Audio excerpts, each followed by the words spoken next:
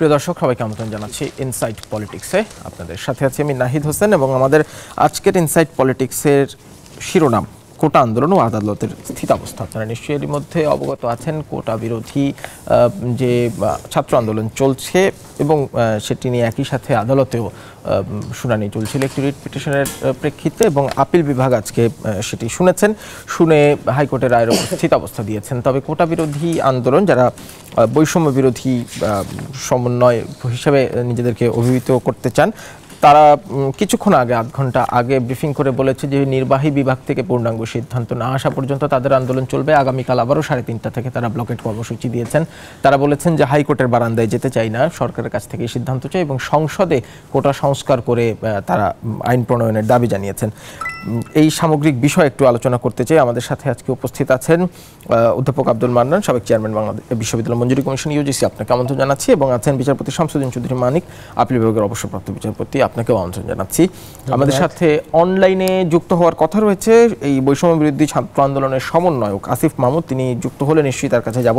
তার আগে আমি একটু ছোট্ট করে বিচারপতি মানিক আপনার কাছে জানতে চাই, মানে বিষয়টি ইতিমধ্যে অ্যাটর্নি জেনারেল পরিষ্কার করেছেন, রিটকারীদের আইনজীবী পরিষ্কার করেছেন, তারপরও মানে আমরা সংবাদ কক্ষেও আলোচনা করছিলাম যে হাইকোর্টের উপর রায়ের উপর স্থিতাবস্থা যখন বলেন, তখন হাইকোর্টের রায়ের যদি স্থিতি থাকে তাহলে পরিপত্রটা কিভাবে প্রিভিল করে, এই জায়গার একটা কনফিউশন অনেকের মধ্যে আছে। আপনি যদি একটু ব্যাখ্যাটা দেন। যেটা স্থিতাবস্থা দিয়েছে স্ট্যাটাস কো, অর্থাৎ প্রাক 18তে মানে হাইকোর্টের রায়ের আগে যে অবস্থা ছিল সেই অবস্থায় চলে আছে। তার মানে এখন এই ব্যাপারে আসলে কিছুই করা যাবে না, এই হলো অবস্থা। বাঁ দিকেও যাওয়া যাবে না, ডান দিকেও যাওয়া যাবে না, সেই অবস্থাটা আগামী 4 সপ্তাহ 7 সপ্তাহ মেনটেন করতে হবে। তো এইটা কিন্তু আপনার যে কোটা আন্দোলনকারীদের পক্ষে গেছে সেটা তো বলার কোনো সুযোগ নেই।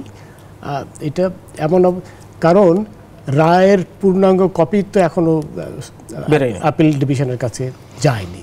তো আপিল ডিভিশনের হাতে না যাওয়া পর্যন্ত রায়ের পূর্ণাঙ্গ কপি তারা তো কোনো আদেশ এই ব্যাপারে দিতে পারে না। সেই জন্য বলেছে যে এই স্থিতাবস্থা চলুক, অর্থাৎ কোথাও না, এটা মাঝখানের একটা অবস্থানে এটা বিরাজ করুক, এই হলো আসল কথা।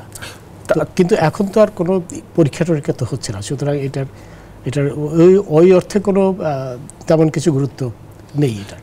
না, অ্যাটর্নি জেনারেল বলছিলেন যে তারা যে স্টে চেয়েছিলেন তার কারণ হচ্ছে জুডিশিয়াল সার্ভিস কমিশনের পরীক্ষার সার্কুলার আছে, বিসিএস এর পরীক্ষা আছে, সেগুলোতে কোনোটাতেই কোটার না। কিন্তু এই সময়ের মধ্যে তো আর আগামী এই 7 সপ্তাহের মধ্যে তো কোনোটা হচ্ছে না। না, তার মানে হচ্ছে পরিপত্র যেটি জারি করা হয়েছিল কোটা বাতিল করে, সেটি এই মুহূর্তে প্রিভেইল করে।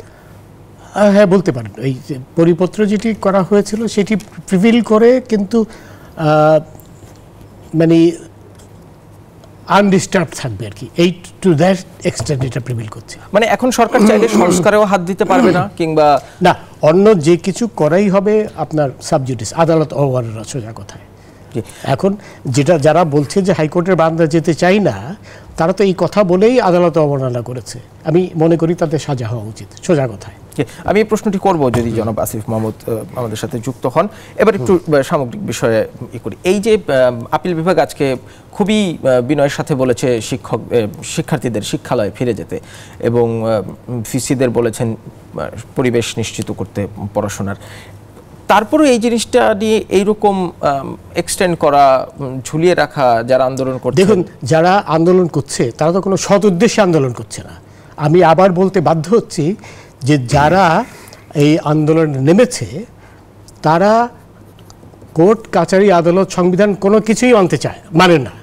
এবং আমার ভয় হলো এরা যদি কখনো বিসিএস পরীক্ষায় উত্তীর্ণ হয়ে ডিসিএসপি হয়, ইউএনও হয়, তাহলে কি অবস্থা হবে? তারা তো হাইকোর্টের আদেশ এলে ওইটাকে ছিঁড়ে ডাস্টবিনে ফেলে দেবে। তাদের তো কোনো অবস্থায় বিসিএস আপনার এই সরকারি চাকরিতে কোনো অবস্থায় তাদের যেতে যাওয়া ঠিক হবে না, কারণ তারা আইন, আদালত, সংবিধান কোনো কিছু তারা পরিষ্কার প্রমাণ করলো যে এবং তারা কিন্তু পরিষ্কার বলেছে যে আমরা সুপ্রিম কোর্টের রায় মানি না। তো যারা সুপ্রিম কোর্টের রায় মানে না, এখনও বলছে আমরা হাইকোর্টের বারান্দায় যেতে চাই না, তাদের তারা তো কোনো অবস্থায় তাদেরকে এই সরকারি চাকরিতে যেতে দেওয়া ঠিক হবে না। তারা আপনার আইনের শাসনকে শেষ করে দেবে, সংবিধানকে শেষ করে দেবে, কারণ তাদের উদ্দেশ্যটা সব কিছুই শেষ করে দেওয়া। এইখানে কিছু হয়তো আপনার মুক্তিযুদ্ধের পক্ষের লোক আছে, কিন্তু যারা উস্কানি দিচ্ছে তারা কিন্তু জামাত শিবিরের লোকজন। এটা তো অত্যন্ত পরিষ্কার। এত পয়সা কোত্থেকে আসছে? বিদেশ থেকে পয়সা আসছে। এবং আপনার চেহারাগুলো দেখেন, এটি তো চেনা, সব চেনা লোকজন কি আমরা দেখতে পাচ্ছি, জামাতের লোক, শিবিরের লোক, যারা মুক্তিযুদ্ধের বিরুদ্ধে সেই সব লোক, এবং আপনার এইখানে যারা আপনার এই সমর্থন করছে, উস্কানি দিচ্ছে। ফখরুল ইসলাম আলমগীর, সে এক রাজাকারের ছেলে, তার বাপ অত্যন্ত কুখ্যাত রাজাকার, চখামিয়া রাজাকারের ছেলে। রিজভী, তার বাবা 1971-এর অগাস্ট মাসে যখন মুক্তিযুদ্ধ তুঙ্গে, তখন তার পিতা আপনার পাকিস্তান পুলিশে জয়েন করেছিল। এবং অন্যান্য যারা, তারা আপনার সেই পরিবারের ইতিহাস দেখেন যে তারা সকলেই মুক্তিযুদ্ধ বিরোধী এই যে পরিবারের সন্তান। কিন্তু দু চারজন এক্সেপশন আছে, কিন্তু এবং সবচেয়ে বড় কথা হলো যে আইনের প্রতি, আদালতের প্রতি সম্পূর্ণ বিশ্রদ্ধা করা। এইটা তো আপনার যারা আন্দোলন করছে তারা তো সরকারের বিরুদ্ধে আন্দোলন করছে না, কারণ সরকার তো এখানে করার কিছু নাই, সরকার চাইলেও কিছু করতে পারবে না। এটা সম্পূর্ণভাবে একান্তভাবে এটা সুপ্রিম কোর্টের হাতে। এবং আমি একটা জিনিস ভয় পাচ্ছিলাম যে তাদের চাপে যদি সুপ্রিম কোর্ট রায় দেয়, তাহলে কিন্তু আমাদের মানে করুণ একটা অবস্থার সৃষ্টি হবে। তবে সেটি হয়নি। আমার বিশ্বাস ছিল যে মাননীয় প্রধান বিচারপতি, উনি অত্যন্ত শক্ত মানুষ। অ্যাপিল বিভাগে অন্যান্য যারা বিচারপতি রয়েছেন তারা খুবই কঠোর এবং শক্ত। তারা এইসব বেআইনি রাজাকারদের আন্দোলনের কাছে তারা নতি স্বীকার করবে না, সেই বিশ্বাস, সেই আস্থা আমার ছিল। এবং তা হয়েছে। যদি নতি স্বীকার করতেন, আমি নিশ্চিত ছিলাম করবেন না, তাহলে কিন্তু সেটা আমাদের দেশের জন্য এক অশ্বনী সংকেত বয়ে আনত। তো এখন এই হলো অবস্থা। দেখুন, সুপ্রিম কোর্টের হাতে কিন্তু অনেক এই মুহূর্তে যেটা আমি বলছি, সরকারের কিচ্ছু করার কোনো ক্ষমতাই নেই। সরকার কিছু করতে চাইলে সরকার আদালত অবমাননার জন্য দায়ী হবে, যেটি একটি শাস্তিযোগ্য অপরাধ। এবং যারা এই আন্দোলন করছে তারা কিন্তু নাবালক কেউ না, সবার বয়সী 18 ঊর্ধ্বে। যদি 18-এর নিচে হতো বলা যেত এরা নাবালক, বোঝে না ইত্যাদি, কিন্তু সবাই কিন্তু জেনে শুনেই করছে, এবং করছে একটাই উদ্দেশ্যে, এই রাস্তার আন্দোলনের মাধ্যমে সরকারের পতন ঘটানো। এটা হচ্ছে তাদের আলটিমেট উদ্দেশ্য। তারা অতীতে আপনার বারবার এটা চেষ্টা করেছে, ব্যর্থ হয়েছে, এখন একটি সুযোগ পেয়েছে, সেই সুযোগে তারা এই আপনার রাস্তায় নেমে সরকারের পতনের জন্য উঠে পড়েছে। কয়েকদিন আগে, 3-4 দিন আগে মাননীয় প্রধানমন্ত্রী বলেছিলেন এটা একটা সাবজুডিস ম্যাটার, আদালত অবমাননা করা হচ্ছে। সরকার এটি সবসময় বারবারই বলেছে, যেহেতু আদালতের বিচারাধীন। এখানে যেটা আমি বলি, আপনার আমাদের 104 অনুচ্ছেদে সংবিধানে সুপ্রিম কোর্টের হাতে অসীম ক্ষমতা প্রদান করেছে। কিন্তু সুপ্রিম কোর্ট আইনের বাইরে যেও, যেটাকে বলে আপনার কমপ্লিট জাস্টিস আপনার আইনের ভাষায় 104-এ, সেই ক্ষমতা বলে সুপ্রিম কোর্ট অনেক কিছু করতে পারে। সুপ্রিম কোর্ট সরকারকে আপনার ডিরেকশন সুপ্রিম কোর্ট সরকারকে ডিরেকশন দিতে পারে, সরকার সুপ্রিম কোর্টকে ডিরেকশন দিতে পারে না। তার মানে আমাদেরকে আসলে অগাস্টের 7 তারিখ পর্যন্ত অপেক্ষা করতে হবে আপিল বিভাগের চূড়ান্ত সিদ্ধান্তের জন্য। ধন্যবাদ বিচারপতি মানিক। ওখানে তারা তাদের যেটা সবাই বলেছে যে তাদের সুযোগ আছে, তারা পক্ষ হতে পারে, পক্ষ হয়ে পক্ষ হয়েছে, তারা তাদের কথাগুলো মহামান্য সুপ্রিম কোর্টে তারা নিজের কথা শুনতে পারে করেছে। এখানে 2-3 জন গেছে, সেটা নিশ্চয়ই সাধুবাদ পেতে পারে তাদের। সেই ধন্যবাদ বিচারপতি মানিক। কিন্তু আমি আবার রিপিট করছি, যারা এগুলো করছে, যার নেতৃত্ব আছে, তাদের কোনো অবস্থায় আপনার সরকারি চাকরিতে যেতে দেওয়া ঠিক হবে না। ধন্যবাদ। আমরা একটু দেশের স্বার্থে, মুক্তিযুদ্ধের আসবো, তার আগে একটু যে জনাব আসিফ মাহমুদ আমাদের সাথে যুক্ত হয়েছেন, যিনি সমন্বয় করছেন, আমি একটু তার কাছ থেকে একটু 2 মিনিট শুনে আসি। জনাব আসিফ মাহমুদ, আপনি শুনতে পাচ্ছেন আমাকে? জি, শুনতে পাচ্ছি। জি, খুবই সুস্পষ্ট একটা প্রশ্ন। সর্বোচ্চ আদালত আপিল বিভাগ আজ বলেছেন, স্থিতাবস্থা জারি করেছেন, অর্থাৎ পরিপত্রটা এই মুহূর্তে প্রিভিল করে, অর্থাৎ কোটা আপাতত বাতিলই থাকছে। এবং সর্বোচ্চ আদালত বলেছেন আপনাদেরকে, যারা আন্দোলন করছেন তাদেরকে শিক্ষালয়ে ফিরে যেতে, উপাচার্যদের বলেছেন পরিবেশ নিশ্চিত করতে। আপনারা বলছেন নির্বাহী বিভাগের কাছ থেকে আপনারা সিদ্ধান্ত চান। এটি কি এক অর্থে সর্বোচ্চ আদালতের যে সিদ্ধান্ত কিংবা নির্দেশনা, সেটিকে ওভারলুক করা হচ্ছে কিনা? এখানে একটা বিষয় স্পষ্ট হওয়া উচিত যে 18 সালের যে পরিপত্রটি আদালতে বিচারাধীন রয়েছে সেটি শুধুমাত্র প্রথম ও দ্বিতীয় শ্রেণীর ক্ষেত্রে প্রযোজ্য। সেই পরিপত্রটিতে শুধুমাত্র নবম থেকে 13তম গ্রেড অন্তর্ভুক্ত রয়েছে। আমরা যেই দাবিটি করছি সেটি হচ্ছে সকল শ্রেণীতে, সকল গ্রেডে কোটা ব্যবস্থার একটা স্থায়ী সমাধান। সেই হিসেবে আমরা প্রস্তাব করছি যে নির্বাহী বিভাগকে একটি কমিশন গঠনের মাধ্যমে সেই স্থায়ী সমাধানটি করতে হবে। তো এই হাইকোর্টে যেই মামলাটি চলমান, রিটটি চলমান আছে, সেটা কিন্তু শুধুমাত্র প্রথম ও দ্বিতীয় শ্রেণীর ক্ষেত্রে এটির সম্পূর্ণ সমাধান হলেও কিন্তু আমাদের দাবির সমাধান হচ্ছে না। স্থিতাবস্থা কিন্তু শুধুমাত্র 4 সপ্তাহের জন্য স্থিতাবস্থা দেওয়া হয়েছে 4 সপ্তাহের জন্য। আমি আইনের ছাত্র না, তবে এর আগে যে কয়টা রিট এবং অ্যাপিলেট ডিভিশনে যেতে দেখেছি সেখানে স্থিতাবস্থাটা মানে স্টে করা হয় যতক্ষণ পর্যন্ত না অ্যাপিলেট ডিভিশন সেটার ফাইনাল রায় আসে সে পর্যন্ত। কিন্তু 28 দিন বেঁধে দিয়ে এর কোনো অর্থ আসলে আমরা বের করতে পারি না। আমার আরেকটা সুস্পষ্ট প্রশ্ন হচ্ছে, আদালত তো আপনাদেরকে বলেছে যে আপনাদের কোনো কথা থাকলে সেটি আপনারা আদালতে গিয়ে বলেন, কিন্তু আপনারা কিছুক্ষণ আগে, এই আধ ঘন্টা 1.5 ঘন্টা আগে যে ব্রিফিং, সেখানে আমি শুনলাম যে বলছেন যে আমরা হাইকোর্টের বারান্দায় যেতে চাই না। মানে কি আপনাদের আদালতের উপর আস্থা নেই? দেখুন, সর্বোচ্চ আদালতের উপর আমাদের সর্বোচ্চ শ্রদ্ধা এবং আস্থা রয়েছে। তবে আমরা মনে করি এবং সর্বোচ্চ আদালতও 2018 সালের 31 জানুয়ারি এটি মনে করেছিল যে কোটা ব্যবস্থা, কোটা পদ্ধতি নিয়ে যে কোনো নীতি, এটা সরকারের নীতিগত সিদ্ধান্ত। সেই জন্য আর 2018 সালের 31 জানুয়ারি হাইকোর্ট, মহামান্য হাইকোর্ট আমাদের শিক্ষার্থীদের পক্ষ থেকে করা একটি রিটকে খারিজ করেছিল, এই কথা বলে যে এটি সরকারের নীতিগত সিদ্ধান্ত এবং এখানে হাইকোর্ট হস্তক্ষেপ করবে না। কিন্তু যে জনভোগান্তি হচ্ছে এই আন্দোলনের জন্য, সেই জনভোগান্তি নিয়েও কি আপনাদের কোনো ভাবনা নেই? মানে আজকে আমার নিজের অফিসে আসতে 4 ঘন্টা লেগেছে, যদি সেটি সামগ্রিক চিত্র হয়, এই জনভোগান্তি, লাখ লাখ মানুষ, একটা শহরে 2 কোটি মানুষ বাস করে, সেই জনভোগান্তির উপর কি আপনাদের কোনো রকম সফট কর্নার তৈরি হচ্ছে এই কয়েকদিনে, নাকি মানুষকে জিম্মি করে আপনারা এই আন্দোলনের ফলাফল আনতে চান? না, অবশ্যই আমরা আমাদের অভিজ্ঞতায় দেখেছি যে আমরা যখন ব্লকেট কর্মসূচি, বাংলা ব্লকেট কর্মসূচি পালন করছি, তখন রাজধানীর বিভিন্ন মোড়ে মোড়ে যখন আমরা যাচ্ছি, তখন সেই মোড়ে থাকা একজন রিক্সাওয়ালা, একজন পথচারী, তিনিও বলছেন যে আপনাদের এই আন্দোলনটি চালিয়ে যাওয়া উচিত, কারণ এটি আমাদের সন্তানদের ভবিষ্যতের সাথে যুক্ত। একজন রিক্সাওয়ালা চান তার সন্তান যেন সুযোগের সমতা পায়, একজন রিক্সাওয়ালা চান যে তার সন্তান যেন একটি সুষ্ঠু নিয়োগ পদ্ধতির মাধ্যমে পড়াশোনা করে সমাজের অগ্রসর শ্রেণীতে অন্তর্ভুক্ত হতে পারেন। সেই জায়গা থেকে এটিকে আমরা দুর্ভোগ বলবো না, এটিকে আমরা জনমত গঠনের একটি অ্যাক্টিভিজম হিসেবেই বলতে চাই। আচ্ছা, মানে ঘন্টার পর ঘন্টা রাস্তায় বসে থাকা কিভাবে জনমত গঠন হতে পারে আমার বোধগম্য না। যে আপনাকে শেষ প্রশ্ন করতে চাই ছোট্ট করে, মানে তার মানে আপনাদের চূড়ান্ত সিদ্ধান্ত কি, আপনারা আদালতের যে আহ্বান সেটি মেনে শিক্ষালয়ে ফিরে যাবেন না?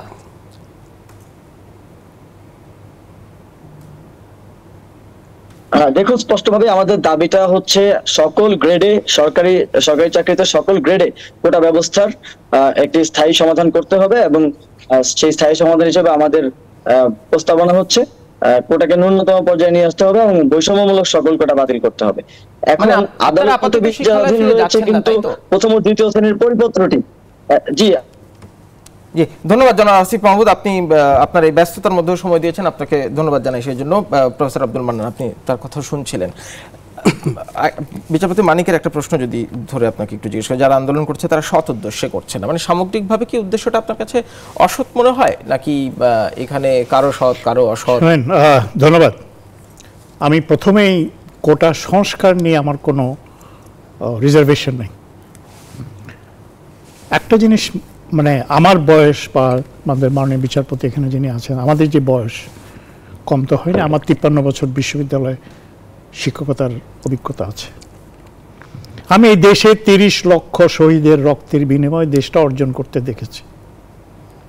আবার সেই দেশে যেই মানুষটির নেতৃত্বে আমরা স্বাধীনতা অর্জন করলাম, সেই মানুষটিকে হত্যা করতেও দেখেছি। তাকে হত্যার করে, জাতির জনকে হত্যা করার পরে যাকে যারা হত্যা করেছিল তাদেরকে রাষ্ট্রীয়ভাবে পুরস্কৃত করতে দেখেছি। পাকিস্তান আমলে যেই ব্যক্তিটি রাজাকার আল বদরের একেবারে শীর্ষে ছিলেন গোলাম আজম, তার ছেলেকে এই দেশের সেনাবাহিনীতে নিয়োগ হতে দেখেছি। আমাকে এখন কোনো কিছু অবাক করে না। আজকে যারা রাজপথে আন্দোলন করছেন আমার ছোট ভাইরা, আমি বলবো যে তারা বিভ্রান্ত। কেন বিভ্রান্ত? তারা বিচারপতি মানিক যেটি বললেন, তারা সংবিধানকে সেটা বুঝে কিনা আমার সন্দেহ আছে। মনে রাখতে হবে বাংলাদেশের সংবিধান একমাত্র সংবিধান পৃথিবীতে যেটি 30 লক্ষ শহীদের রক্তে লিখিত। সংবিধানকে সেটা বুঝে আমার মনে হয় না। পরিপত্র কখন জারি করতে হয়? পরিপত্র জারি করে ইনডেমনিটি আইন দিয়ে বঙ্গবন্ধুর ঘাতকদের আপনার বিচারের বাইরে রাখা যায়। ইনডেমনিটি আইন দিয়ে ওইরকম একটা আইন সংবিধানে অন্তর্ভুক্ত করে পরবর্তীকালে অর্ডিন্যান্স দিয়ে পরবর্তীকালে সংবিধানে অন্তর্ভুক্ত করে আপনার রাষ্ট্রকে একটি মৌলবাদী রাষ্ট্রে পরিণত করা যায়। আবার সেই সংবিধানে পরিবর্তন জারি করে অন্তর্ভুক্ত করে আপনার যারা বাংলাদেশের রাজনীতি করার নিষিদ্ধ ছিল তাদেরকে রাজনীতি করার সুযোগ করে দেওয়া যায়। আজকে যারা আন্দোলন করছেন তারা বিশ্বের ইতিহাস মনে হয় খুব বেশি জানেন না, বা এটা আমাদেরই দোষ। আমি তো একজন শিক্ষক। একটা দেশ দেখেন যেখানে কোটা নাই। আমার পাশের দেশ ভারতবর্ষ 60% কোটা আছে। মার্কিন যুক্তরাষ্ট্রে কালোদের জন্য কোটা আছে। ইউরোপের মতন ধনী দেশে নারী এবং বয়স্ক মানুষের জন্য কোটা আছে। দক্ষিণ আফ্রিকায় ক্রিকেট দলে 6 জন কালো মানুষের জন্য কোটা আছে। আবার অনেক দেশ আছে যেখানে বলা হয় প্রথমে যদি প্রতিবন্ধী যোগ্য পাওয়া যায় তাহলে তাকে নিয়োগ দিতে হবে, তারপরে নারীকে নিয়োগ দিতে হবে। বাংলাদেশে স্বাধীনতার পরে সংবিধানটি আমার সামনে সংবিধানটি আছে। রচনা হওয়ার আগেই বঙ্গবন্ধু মুক্তিযোদ্ধাদের জন্য একটা কোটা বলা যাবে না, তাদেরকে পুনর্বাসন করার জন্য চাকরিতে অনেক সুযোগ সুবিধা দিয়েছিলেন। অনেকে নিয়েছিলেন, অনেকে নেন নাই। যারা ইতিমধ্যে চাকরিতে বহাল ছিলেন তাদেরকে 2 বছরের সিনিয়রিটি দিয়েছিলেন, সেটাও নেন নাই। আমার অনেক পরিচিত জন আছে, আমার অনেক বন্ধু বান্ধব আছে, নেন নাই তারা। হ্যাঁ, এখন আমার ছোট ভাইরা বুঝতে পারেন না, যখন একটা কোর্টে আদালতে মামলা থাকে সেটা একদম লোয়ার কোর্ট হতে পারে অথবা দেশের শীর্ষস্থানীয় কোর্ট হতে পারে। সেই কোর্টের মামলাকে বাইপাস করে, যেটা তারা বারবার বলছে নির্বাহী আদেশ, আমি যেটা বলছি ছোট্ট বুদ্ধিতে, মাননীয় এখানে মাননীয় একজন বিচারপতি আছেন, মাননীয় বিচারপতি আছেন, আমাকে সংশোধন করবেন। নির্বাহী আদেশ মানে প্রধানমন্ত্রী সোজা কথায় তারা বলেছে তারা হাইকোর্ট সুপ্রিম কোর্ট কিছুই মানে না, আইন কানুন সংবিধান কিছুই মানে না। তারা প্রধানমন্ত্রীর নির্দেশ চান। প্রধানমন্ত্রী কিভাবে নির্দেশ দিবেন? নির্বাহী বিভাগের সর্বোচ্চ পদ থেকে সর্বোচ্চ পদ মানে প্রধানমন্ত্রী। নির্বাহী বিভাগ যদি বলি, আমি রাষ্ট্রপতিকে বাদ দিলাম, রাষ্ট্রপতি একদম সর্বশেষ। এটা তো করতে পারবেন না, উনি চাইলেও করতে পারবেন না। এই যে করেছিলেন 2018 সনে, সেটাই তো হাইকোর্টে স্থগিত করেছিল। উনি তো করেছিলেন, এখন উনি তো হাইকোর্টকে নির্দেশ দিতে পারেন না। 2 দিন আগে আমার একজন নাতি ছাত্রী সমন, উনি বলছেন যে সরকারের উপর আস্থা নাই, আদালতের উপর আস্থা নেই। তাহলে কার উপর আস্থা আছে রে ভাই? বাংলাদেশের উপরে আস্থা নাই, এটা তো পাকিস্তানের উপর আস্থা তাদের। পরের কথা, সোজা কথায় একদম পাবলিকলি বলছে। যিনি অ্যাঙ্কর ছিলেন তাকে বারবার বলছেন আপনি এটা বলবেন না, যদি আস্থাই না থাকে তাহলে আপনার কার কাছে কোটা সংস্কার চান। আমার কাছে একটা সরকারি, এটা 2018 সনে যখন আন্দোলন হয়েছিল, সরকার একটা প্রেস ব্রিফিং করে জানিয়েছিল 30%, 54%, যতই পার্সেন্ট বলুক মুক্তিযোদ্ধাদের জন্য কোটা। পরবর্তীকালে ওরা কি জানে 75 থেকে পরবর্তী 31 বছর মুক্তিযোদ্ধারা মুক্তিযুদ্ধ করেছে বলে চাকরি চলে গেছে অনেক আছে, আমার পরিচিত জন আছে। তারপরে কোটাতে বাতিলে অফিসিয়ালি বাতিল করে নাই, কিন্তু মুক্তিযুদ্ধ করেছে এরকম কারো চাকরি হয়নি। স্যার এখন আমি জাস্ট জিয়াউর রহমান বহু মুক্তিযোদ্ধাকে চাকরিচ্যুত করেছিল। দেই এটা তো জিয়াউর রহমানের 27 থেকে 30তম বিসিএস এর কোটা পূরণ হয়েছে মাত্র 12.2। 82 থেকে মুক্তিযুদ্ধ কোটা পূরণ হয়েছে 7.5, 83 থেকে 13%, 84 সনে 7.5, 85 সনে 5%, 86-তে 1%, 87-তে 1%, সামান্য বেশি 88-তে 0%। মানে আমার কাছে একটা সার্টিফিকেট আছে যে নিয়ে গেলেই চাকরি হবে, ব্যাপারটা তেমন না।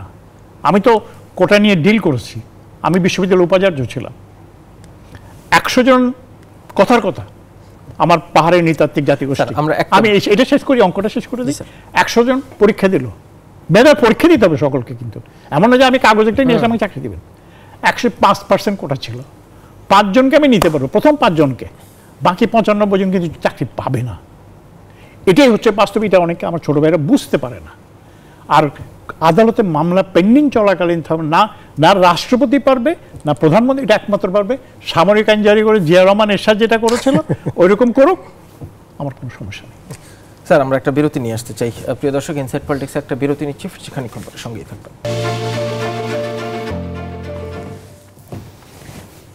বিরতির পর আবার আমন্ত্রণ জানাচ্ছি ইনসাইড পলিটিক্সে। আজ কথা বলছি কোটা আন্দোলন এবং আদালতের স্থিতাবস্থা। আমাদের সাথে আছেন বিচারপতি শামসুদ্দিন জ্যোতির মানিক এবং অধ্যাপক আব্দুল মান্নান। স্যার আপনার কাছে আবার একটু আসি, যেখানে আপনাকে থামিয়েছিলাম। মানে তাহলে এখন কোথায় দাঁড়িয়ে আছে? মানে যে আদালত একটা সুস্পষ্ট কথা বললেন, অগাস্টের 7 তারিখে নিশ্চয়ই চূড়ান্ত সিদ্ধান্ত আসবে, কিন্তু এর মধ্যে দিয়ে নির্বাহী বিভাগকে চাপ দেওয়ার জন্য জনভোগান্তি তৈরি করা, মানে তাহলে কোথায় দাঁড়িয়ে? এখানে আমাদের কিছু সুশীল শিক্ষিত মানুষ, জ্ঞান পাপী বলা যাবে, এদেরকে এই কোমলমতি ছেলে মেয়েদেরকে বিভ্রান্ত করে, আমি এখন কোমলমতিই বলবো, তাদেরকে সব কিছু তাদের এই বয়সে বুঝে না উঠতে পারে। দুজন আইনের লোক, একজন আইনের অধ্যাপক, একজন প্র্যাকটিসিং লয়ার, তারা বলছেন যে মামলা চলাকালীন সময়ে নির্বাহী আদেশে পরিপত্র জারি করে যে কোনো জিনিস করা যায়। এটা আমি বলছি না, কিন্তু একজন আইনের অধ্যাপক বলছেন, একজন আইনজীবী বলছেন, সিনিয়র আইনজীবী। আমি বুঝি না, আমি ক্ষুদ্র বুদ্ধিতে, আমি কোনো আইনের ছাত্র না, যে যেটি চলমান আদালতে বিচারে আছে সেটা পরিপত্র দিয়ে কিভাবে পরিবর্তন করতে হবে। তাহলে মাননীয় প্রধানমন্ত্রী তার পরিবারের 17 জন সদস্যকে বিচারের জন্য 31 বছর অপেক্ষা করতে হয়েছে। তিনি যখন ক্ষমতায় ছিলেন এসব আইন আদালত বাদ দিয়ে পরিপত্র জারি করে সবাইকে ঝুলাই দিতে পারতেন না? করেন তো নাই, কারণ আইনের প্রতি তার শ্রদ্ধা আছে। একটি রাষ্ট্রের নাগরিক হতে গেলে কিছু মৌলিক জিনিসের প্রতি আমার শ্রদ্ধা থাকতে হবে। সেটা হচ্ছে, প্রথম হচ্ছে আপনার সংবিধানের প্রতি আপনার একটা অঙ্গীকার থাকতে হবে, রাষ্ট্রের প্রতি আপনার একটা অঙ্গীকার থাকতে হবে, একটা দেশপ্রেম থাকতে হবে। দেশপ্রেম কিন্তু 99% হয় না, 100% হতে হবে। আর নাগরিক কিছু আইন আছে সেটার প্রতি আপনার শ্রদ্ধাশীল হতে হবে, কিছু সামাজিক আইন আছে সেটার প্রতি শ্রদ্ধাশীল হতে হবে। সেটি কিন্তু মানুষ পড়ে শেখে, করে শেখে, দেখে শেখে। আনফর্চুনেটলি আমরা যে জেনারেশনে বাস করি সেই জেনারেশন ওটা করতে পারি না। আমি সেদিন একজন ছাত্রীকে বলতে শুনলাম, আমরা সকলের সম্মত সমান হয়ে গেছে, এখন আমাদের জন্য কোটার দরকার নাই। আর এটা তো আমেরিকার একজন মেয়েও বলে না, ইউরোপের একজন মেয়েও বলে না, জাপানের মেয়েও বলে না। সেই মেয়েকে জানে আমার প্রত্যন্ত পার্বত্য অঞ্চলের মেয়েরা কী রকম অবস্থার মধ্যে স্ট্রাগল করে এই জায়গায় আসে, বর্তমান জায়গায় এসছে। সে কি জানে আমার চর হাওড়ের অঞ্চলের মেয়েরা কত স্ট্রাগল করে লেখাপড়া করছে, যার স্কুলে কোনো চালা নাই। ওই মেয়ে যেটা সে বলছে, হয়তো সে একটা হাই ইংলিশ মিডিয়াম স্কুলে পড়ছে, যার এসি এয়ার কন্ডিশন রুম আছে, তার একটা লক্ষ টাকা দামের টেলিফোন আছে, সে নিজেকে দিয়ে সারা বাংলাদেশের মহিলাকে বিচার করে। আমি আজকে আমার একটা লেখা ছিল বাংলাদেশ প্রতিদিনে, লিখেছি আমি শুরুতেই, আমি পাবলিক সার্ভিস কমিশনের পরীক্ষার সাথে সম্ভবত 81 থেকে 2018 সন পর্যন্ত কোনোভাবে কোনো জড়িত ছিলাম, কোনোভাবে আমি কোনো মেম্বার ছিলাম না। ওদের আউটসাইড অনেক মানুষ থাকে। আমি দেখেছি একজন আমাদের নৃতাত্ত্বিক জাতি একেবারে পিছিয়ে পড়া অঞ্চল, যেখানে একটা ভাঙা স্কুল ছাড়া কিচ্ছু নাই, সেই মেয়ের পরীক্ষা নিয়েছে আমি, ভাইবা বোর্ডে কিন্তু লিখিত পরীক্ষার কোনো নম্বর থাকে না। সে কিন্তু কোটায় আসে নাই, কিন্তু মেধায় এসছে সে। কোটা দরকার হয় না তার, মেধায় এসছে। হ্যাঁ, কোটা থাকলেও কোটা পেতো হয়তো, সেটা আমি জানি না, যেহেতু লিখিত পরীক্ষা আমার সামনে নেই। সেই মেয়েকে আমি দেখেছি ফরেন সার্ভিস মাননীয় প্রধানমন্ত্রীর সাথে জাপান গিয়েছি, আমার প্রোটোকল অফিসার ছিল। আমি তো চিনি না, সে আমাকে বলে স্যার আমাকে চিনছেন? আমি বলছি না রে। বলে স্যার আপনি আমার ভাইবা নিয়েছিলেন পাবলিক সার্ভিস কমিশনে। আমি খুব অবাক হয়ে গেছি। এই মেয়ে, যেই মেয়ের বাড়িতে চালা নেই, স্কুলে চালা নেই, দুজন শিক্ষক আছে চট্টগ্রামের পার্বত্য গভীর অরণ্যে, তার বাবা একজন কৃষক শ্রমিক, একজন খেটে খাওয়া মানুষ, তার মেয়ে এই যে নারীর যে সুবিধাটা না থাকলে সংবিধানে 28 এবং 29 এবং 28 ধারায় রক্ষিত আছে যে পিছিয়ে পড়া জনগোষ্ঠীকে বাড়তি সুযোগ দেওয়ার জন্য আমাদের যা যা করার দরকার এটা করতে হবে। এটা বিধি ধারা করা, বিধি এবং আমাদের যারা আন্দোলন করছে তারা একটা বিধি এবং সংবিধানের ধারার মধ্যে পার্থক্য বোঝে না। বিধি পরিবর্তন করা যায়, সংবিধানের ধারা আপনি ঘন্টায় ঘন্টায় প্রত্যেক সিটিংয়ে পরিবর্তন করতে পারেন না। সেটা ওই যখন আমাদের এখানে সেনা শাসন ছিল, এরশাদ জিয়া তখন ছিল, মইনুল ফখরুদ্দিন আমাদের সময় ছিল, হয়তো তারা সেটা করেন নাই। কিন্তু ওই যে কোটা না থাকলে মেয়েরা আজকে বাংলাদেশের মেয়েরা যে জায়গায় গিয়েছে সেটাই জায়গায় যেতে পারতো না। এই যে 18 সন থেকে কোটাটা বন্ধ ছিল, হ্যাঁ, আপনি স্ট্যাটিস্টিক্স নিয়ে দেখেন মেয়েরা কত পিছিয়ে পড়েছে, আবার কত পিছিয়ে পড়েছে। আজকে ওই সুযোগটা ছিল বলে আজকে আমার মেয়েরা উচ্চ আদালতে জাস্টিস হয়েছেন, আজকে আমার মেয়েরা প্লেন চালান, আজকে আমার মেয়েরা বিশ্ববিদ্যালয়ের উপাচার্য হন। অনেকে কিন্তু জায়গায় আসতে পারতেন না। মিডিয়াতে অসংখ্য মেয়ে দেখি আমি, এই একেবারেই নিম্ন মধ্যবিত্ত বৈষম্য শিকার প্রত্যন্ত অঞ্চল থেকে উঠে সে মিডিয়াতে খুব ভালো করছে। হ্যাঁ, পারতো না তারা। সরকারি চাকরি সচিব হয়েছে অনেকে, আমি অনেককে জানি যাদের পারিবারিক, তার আগে প্রজন্ম কিন্তু শিক্ষা দীক্ষায় কখনো তারা যেতে পারে না দারিদ্র্যের কারণে, গরিবের কারণে। আজকে কোটাটা ছিল বলে যেই মেয়ে কথাটি বলে আমি বলে যে আরে মেয়ে তুমি কি জানো বাংলাদেশের প্রত্যন্ত অঞ্চলের দুর্গম অঞ্চলের মেয়েরা কত কষ্টের মধ্যে থাকে। জি, ধন্যবাদ প্রফেসর মান্নান। মানিক, এই যে পয়েন্টগুলো আপনারা বলছেন, যারা আন্দোলন করছে তারা যদি বিভ্রান্ত না হয়, মানে একটা প্রশ্ন হচ্ছে তাহলে 2018 সালে হুট করে ওইভাবে বাতিল করে একটা পরিপত্র জারি করার আসলে খুব একটা ওয়াইজ ছিল কিনা? আর তাদেরকে বিভ্রান্ত কি এমনি তো আর কেউ বিভ্রান্ত হয় না, বিভ্রান্ত করছে কারা? দেখুন, তার আগে অধ্যাপক মান্নান সাহেবের একটি উনি জাস্ট একটু আগে যে কথাটি বললেন যে দুজন ব্যক্তি তারা বলেছেন পরিপত্র জারি করে সরকার সব কিছু করতে পারে। আমি অবাক হতাম না এই দুই ভদ্রলোক যদি বলতেন যে পরিপত্র দ্বারা সুপ্রিম কোর্টকে ভেঙে দিতে পারে সরকার। বুঝলেন, তাদের জ্ঞানের বহর দেখে অবাক না হয়ে পাচ্ছি না। এখন কথা হলো আরেকটি ব্যাপার, মান্নান সাহেবের কথার রেফারেন্সই বলি, মালয়েশিয়ায় কিন্তু 56% আপনার রয়েছে, কোটা রয়েছে। নিউজিল্যান্ড অত্যন্ত উন্নত একটি দেশ, সেইখানেও মৌরি ইত্যাদি যে আপনার মাওরি যে কি বলে আদিবাসী তাদের জন্য রয়েছে, অস্ট্রেলিয়ায় রয়েছে, কানাডায় রয়েছে। পৃথিবীর যারা এইসব কথা বলছে তাদের জ্ঞান এত সীমিত, ইউরোপীয় ইউনিয়নে 40% বেশি, 40%। আর যিনি বললেন যে রিক্সাওয়ালা নাকি তার সমর্থক, আজকে দেখুন ইউ রাষ্ট্রদূত উনি সিএনজিতে করে মাননীয় স্পিকারের সাথে দেখা করতে গেছেন। এগুলো কি আমাদের দেশের জন্য আপনার সম্মান এনে দিচ্ছে, না আমাদের দেশের ব্যাপারে আপনার সারা বিশ্বে কি বলে আমাদের বিরুদ্ধে প্রচারণা হিসাবে কাজ করবে? কারণ সেই ইউ এর অ্যাম্বাসাডার তো তার দেশকে বলবে যে আমাকে এই করতে হয়েছে। এখন কথা বলবে মানে কি স্যার, তিনি সামাজিক যোগাযোগ মাধ্যমে সেই ভিডিও ইতিমধ্যে শেয়ার করেছেন। আপনার প্রশ্নেই আসি, দেখুন যারা এগুলো করছে তারা, আমি অধ্যাপক সাহেবের সাথে সামান্য কি বলে আপনার কি ওনার সাথে দ্বিমত পোষণ করতে চাচ্ছি যে এরা বিভ্রান্ত না, এরা কিন্তু জেনে শুনেই করছে। বুঝলেন, দেশে এখনো কয়েক কোটি পাকিস্তানি রয়ে গেছে, কিন্তু যারা 71-ও পাকিস্তানি ছিল তাদের বংশধররা এখনও আছে। তারা ইচ্ছা করে এই দেশকে পাকিস্তানে পরিণত করার, তালেবান হিন্দু শূন্য করে দেশে তালেবানি আপনার যে মতবাদ সেটি করার জন্য তারা কিন্তু ব্যস্ত হয়ে আছে। এবং এই যে ইচ্ছাটা তাদের আপনার সরকারি চাকরিতে যাওয়ার, এটা কিন্তু একটি দীর্ঘমেয়াদী ষড়যন্ত্রের অংশ। তারা চাইবে যে যত সরকারি চাকরিতে যাওয়া যায় তারা তত তা শক্তিশালী হবে এবং একটা পর্যায়ে তারা এই মুক্তিযুদ্ধের চেতনাকে সম্পূর্ণ ধ্বংস করে দিতে পারবে। সুতরাং তারা জেনে শুনে, এর মধ্যে হয়তো কিছু আছে বিভ্রান্ত, আমি অধ্যাপক সাহেবের সাথে ওই ব্যাপারে একমত, কিন্তু বেশিরভাগই কিন্তু আপনার জেনে শুনে এটা করতেছে। আর উস্কানি যারা দিচ্ছে, আপনার যারা রাস্তায় গেছে তাদের চেয়ে বড় কথা, এখানে কোটি কোটি টাকা লাগছে এই ধরনের আপনার করতে, আন্দোলন করতে। এটি কিন্তু অনেক পয়সারও ব্যাপার আছে, কিন্তু তাদের খাওয়া দাওয়া, তাদের মানে যে আমরা যেগুলো টেলিভিশনে দেখতে পাচ্ছি, এই পয়সা আসছে কোত্থেকে? এই পয়সা তো নিশ্চয়ই গৌরী সেনরা দিচ্ছে, বুঝলেন? এগুলো আসছে সেই এমন খবরও এসছে যে তারেক জিয়া লন্ডন থেকে পয়সা পাঠাচ্ছে, নির্দেশনা পাঠাচ্ছে অন্যান্য জায়গা থেকে। সুতরাং যারা এগুলো উস্কানি দিচ্ছে এবং তাদের চেহারার নাম আমরা তো সবাই চিনি, তারা তো অচেনা কেউ নয়, তাই না?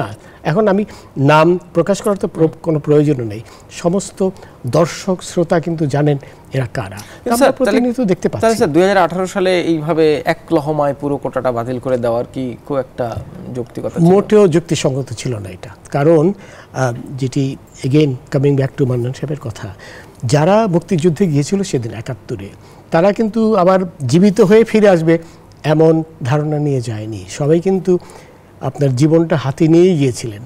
অনেকে ফিরতে পারেননি, 30 লক্ষ মানুষ শহীদ হয়েছে, অনেকে সৌভাগ্যবান হিসেবে ফিরে এসছেন, অনেকে বিকলাঙ্গ হয়ে গেছেন, অনেকে শহীদ হয়েছেন। তো সুতরাং তাদের কাছে কি আমাদের কোনো কৃতজ্ঞতা নাই? আমাদের কোনো আপনার আর এইখানে যে মেধার কথা, যেমন 3টা পরীক্ষা কিন্তু সকলেরই পাস করতে হয়, সেখানে কিন্তু আপনার সেই কোটার পদ্ধতি, প্রিলিমিনারি, হ্যাঁ, রিটেন, তারপরে ভাইবা, এরপরে এই 3টা তো সবাইকে পাস করতে হবে। তো আপনার কোটাটা আসে একেবারে সর্বশেষ পর্যায়ে। সুতরাং যারা মেধা করে চেঁচাচ্ছে, তারা এটি করছে জনগণকে বিভ্রান্ত করার জন্য, অথবা তারা নিজেরাই হয়তো বিভ্রান্ত, কিছু সংখ্যক নিশ্চয়ই বিভ্রান্ত। কিন্তু উপরে যারা করি নাচ্ছে, এই তারেক জিয়া, রিজভী, তারপরে আপনার মির্জা ফখরুল, বুঝলেন, তারা তো ইচ্ছা করেই, কারণ 28শে অক্টোবর ছিল এটা না, 28শে অক্টোবর তারা ব্যর্থ হয়েছে, এরপরেও ব্যর্থ হয়েছে। সুতরাং তাদের সেই ব্যর্থতার গ্লানি ঢাকার জন্য তাদের যে প্রত্যয় যে এই সরকারকে যেভাবেই হোক নামাতে হবে রাজপথে, যে তারা পিটার হাস তাদের আশ্বাস দিয়েছিল যে তাদের ক্ষমতায় বসিয়ে দেবে, সেখানে ব্যর্থ হয়েছে। এখন তারা আরেকটা সুযোগ পেয়েছে, এই সুযোগে তারা, আর কারণ আজকে মহামান্য সুপ্রিম কোর্টের রায়ের পরে আর এখানে থাকার তো কোনো যৌক্তিকতাই থাকতে পারে না। একজনকে দেখলাম যে রেলগাড়ির ব্লক করে সেখানে শুয়ে আছে, এবং মানুষের যেভাবে জনভোগান্তি তারা সৃষ্টি করছে, তারপরে বলে জনগণ নাকি তাদের সমর্থক। এটা যদি আপনার কি বলে হতো, কনস্ট্রাকটিভ হতো, আইনগতভাবে যদি তারা আন্দোলন করতো, তাহলে মানুষের সমর্থন থাকতে পারতো। কিন্তু রাস্তায় নেমে, রাস্তা বন্ধ করে, জনজীবনে ভোগান্তি সৃষ্টি করে, আজকে তারা বলেই দিয়েছে পরিষ্কার যে তারা আইনগত পথে হাঁটতে চান না। আমরা আরেকটা বিরতি নিতে চাই। প্রিয় দর্শক, ইনসাইড পলিটিক্স আরেকটা বিরতি নিচ্ছি, ফিরছি খানিকক্ষণ পরে সঙ্গে।